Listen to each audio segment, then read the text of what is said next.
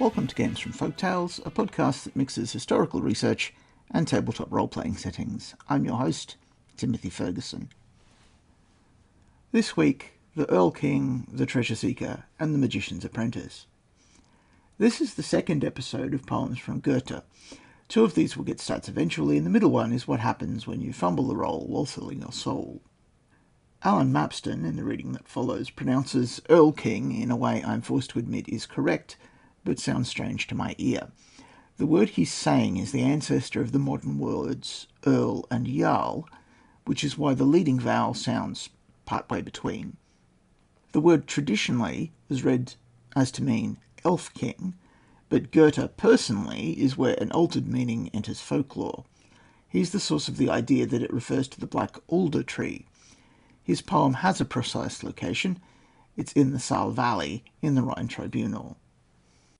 The Erl King, read by Alan Mapstone. Who rides so late through the grisly night? 'Tis a father and child, and he grasps him tight. He wraps him close in his mantle's fold, and shelters the boy from the piercing cold. My son, why thus to my arm dost cling? Father, dost thou not see the early King? The King with his crown and his long black train? My son, 'tis a streak of the misty rain. Come hither, thou darling, come go with me. Fine games I know that I'll play with thee. Flowers many and bright do my kingdoms hold. My mother has many a robe of gold. O father, dear father, and dost thou not hear what the early King whispers so low in mine ear? Calm, calm thee, my boy, it is only the breeze, as it rustles the withered leaves under the trees. Wilt thou go, bonny boy, wilt thou go with me? My daughters shall wait on thee daintily. My daughters around thee in dance shall sweep, and rock thee and kiss thee, and sing thee to sleep. O father, dear father, and dost thou not mark the early King's daughters move by in the dark? I see it, my child, but it is not they. 'Tis the old willow nodding its head so grey. I love thee, thy beauty, it charms me so, and I'll take thee by force if thou wilt not go. O father, dear father, he's grasping me. My heart is as cold can be. The father rides swiftly, with terror he gasps. The sobbing child in his arms he clasps. He reaches the castle with spurring and dread, but alack, in his arms the child lay dead. What happens when you fumble the roll selling your soul? Here's an answer from Goethe. The Treasure Seeker, by Johann Wolfgang von Goethe. Many weary days I suffered, sick of heart and poor of purse. Riches are the greatest blessing, poverty the deepest curse. Till at last to dig a treasure, forth I went into the wood. Fiend, my soul is thine for ever, and I signed the scroll with blood. Then I drew the magic circles, kindled the mysterious fire, placed the herbs and bones in order, spoke the incantation dire, and I sought the buried metal with a spell of mickle might, sought it as my master taught me, black and stormy was the night. And I saw a light appearing in the distance like a star. When the midnight hour is tolling, came it waxing from afar. Came it flashing swift and sudden, as if fiery wine it were, flowing from an open chalice, which a beauteous boy did bear. And he wore a lustrous chaplet, and his eyes were full of thought, as he stepped into the circle with the radiance that he brought, and he bade me taste the goblet, and I thought, it cannot be that this boy should be the bearer of the demon's gifts to me. Taste the draught of pure existence, sparkling in this golden urn, and no more with baleful magic shalt thou hitherward return. Do not seek for treasure longer, let thy future spell words be days of labour, nights of resting, so shall peace return to thee. This next poem, The Magician's Apprentice, was reworked by Disney as Fantasia. The spirit of the broom needs statistics eventually. The story is ultimately descended from The Lover of Lies by Lucian, where the sorcerer is a priest of Isis. This earlier version might suit Ars Magica better. I'll quickly add it here, as it's only a couple of paragraphs long. This is from the Fowler and Fowler translation. When I was a young man, I passed some time in Egypt, my father having sent me to that country for my education. I took it into my head to sail up the Nile to Coptus, and thence to pay a visit to the statue of Memnon, and hear the curious sound that proceeds from it at sunrise. In this respect I was more fortunate than most people, who hear nothing but an indistinct voice. Memnon actually opened his lips and delivered me an oracle in 7 hexameters.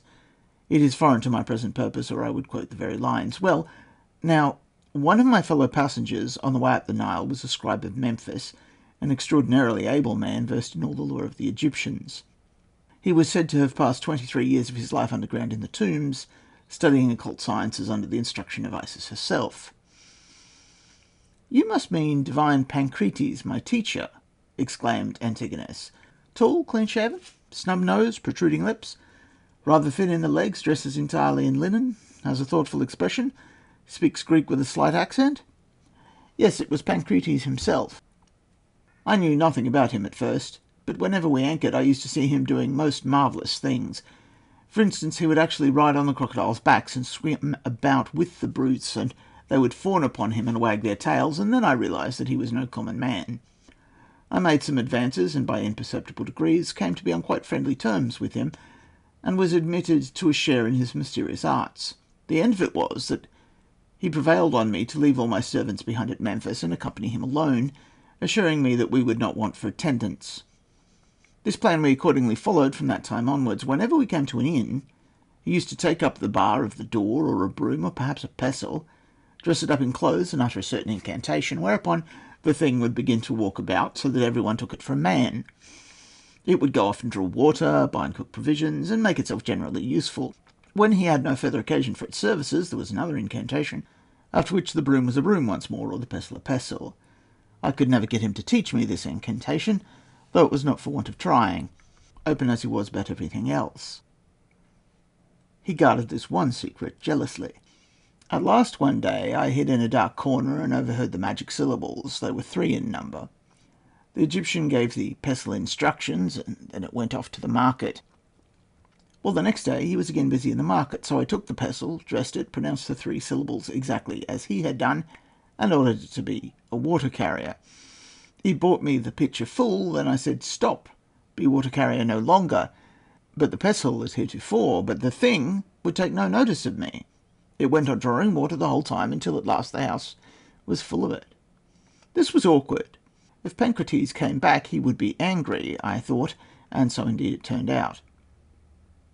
I took an axe and cut the pestle in 2. The result was that both halves took pitchers and fetched water. I had 2 water carriers instead of 1. This was still going on when Pancrates appeared. He saw how things stood and turned the water carriers back into wood, and then he withdrew himself from me and went away, whither I knew not. Now back to Goethe. The Magician's Apprentice by Johann Wolfgang von Goethe. Read by Agnes Robert Baer. Huzzah! Huzzah! His back is fairly turned around, the wizard old, and all now his spirits rarely to my will and pleasure mould. His spells and orgies, had not I marked them all right? And all do wonders, shan't I, and deeds of mickle might?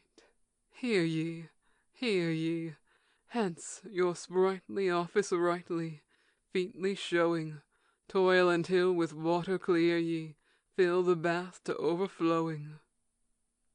Ho, thou battered broomstick, take ye this old seedy coat and wear it. Ha, thou household drudge, I'll make ye do my bidding, aye, and fear it. Dawn of legs a pair now, a head too for the nonce. To the river there now, bear the pail at once. Hear ye, hence your sprightly office rightly, featly showing. Toil until with water clear ye fill the bath to overflowing. See, 'tis off, 'tis at the river, in the stream the bucket flashes. Now 'tis back and down, or ever you can wink the burden dashes. Again, and quicker, the floor is in a swim, and every stoop and bicker is running o'er the brim. Stop, now stop, you have granted all I wanted. Stop, hold rotted, running still, I'm like to drop. What's the word? I've clean forgot it. Oh, the word so strong and baleful, to make it what it was before. There it skips with pail on pailful. Would thou wert a broom once more. Still new streams he scatters round and ever round me. Oh, 100 waters rushing in confound me. No longer can I brook it, I'll rebuke it. Vile abortion, woe is me, my fears grow strong. What grimacing, what contortion! Wilt thou, offspring of the devil, drench the house in hellish funning? Even now above the level of the door the water's running. Stop, wretch, won't you hear me? You for this shall pay. Only you come near me. Stop, room, stop, I say. Stop, I tell you, I'll not bear it. No, I swear it, let me catch you, and upon the spot I'll fell you with my hatchet and dispatch you. Back it comes, will not prevent it, if I only tackle to thee. Soon, O kobold, thou'lt repent it, when the steel goes crashing through thee. Bravely struck and surely, there it goes in twain. Now I move securely, and I breathe again. Woe and wonder! Has it parted, straight up started? Cryptorite, goblets twain that rush asunder. Help, oh help, ye powers of might! Deep and deeper grows the water, on the stairs and in the hall, rushing in with war and clatter. Lord and master, hear me call. Ah, here comes the master. Sore, sir, is my strait. I raised this spirit faster, far than I can lay it.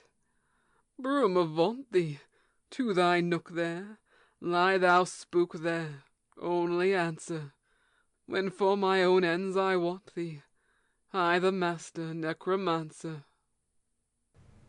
Your saga may vary.